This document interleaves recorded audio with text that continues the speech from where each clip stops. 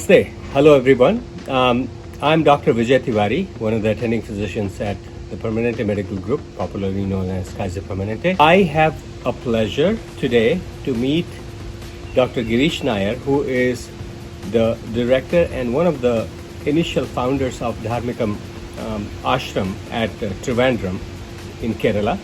And let us learn a little bit more about the various aspects of his life and the reasons why he is associated with the ashram and wants to take it to a next level. So, Namaste Girishji. Namaste. Welcome to our interview session.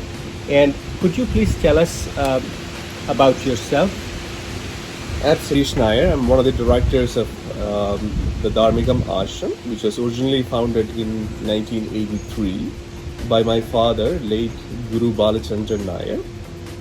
He was a martial artist and was trained from a very young age to be both a healer and a martial artist, and became known as a warrior sage for years. And he was known as Guru Sadguru Hanuman Das because he was devoted to Hanumanji his entire life. In a martial art family, within the traditions and confines of martial arts, I was blessed to be associated with a lot of different warriors and gurus and healers from that era. So I started practice at the age of 3, which was very rigorous practice. Now I am 44, going into 45, so last 42 years of practice for training body and mind and fine-tuning body and mind into one. Here in the US, I am a practicing physician and physician scientist.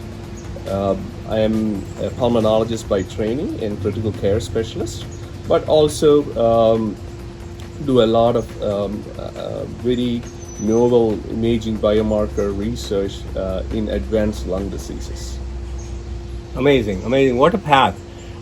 Started as a sadhak to a vidya which is very well known in India, in our Bharat, yet it is not very well practiced by the people who were marmagya, who were knower and the practicing people of that vidya.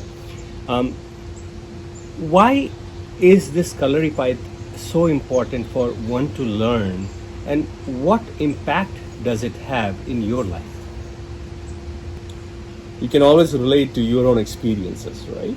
And it's one's own experiences that would give us a perspective of how something would help and benefit others. So I would say, like, Kalari itself comes from the word Kalurika, which can be interpreted, which is a Sanskrit word, which means the place where you practice. So it could be the place or the kalam, which is there are different types of kalaris, and the place where you practice could be interpreted as the kalari, and payatu or ri is the practice. So it could be the physical aspect of what we do. It could be also interpreted as potentially practice within the body. And the scientific aspects of the fine kinesthetics and body movements that is associated with well-being and rejuvenation.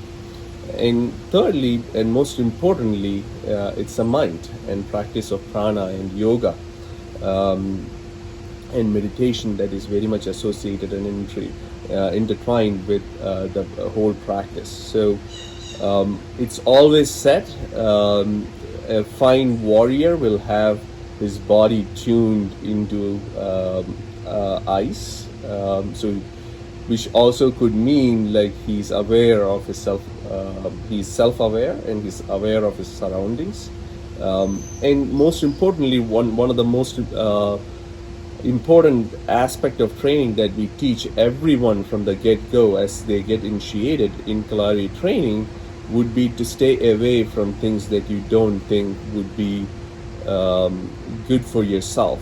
And what are all those things? That could be things that might have a negative impact. If it is like looking too much into TV or watching too much television, or using drugs or having other things that would not be productive for your health, those are things that could sway you from your path of mental well-being. And I am fortunate, and I was fortunate growing up to be practicing this particular discipline, which made me aware of myself and helped me and guided me through the path to which where I am right now, as a successful physician, but also as an overseer and director of the ashram, where we do a lot of different activities back in India. Excellent, excellent. It's very thought provoking the way.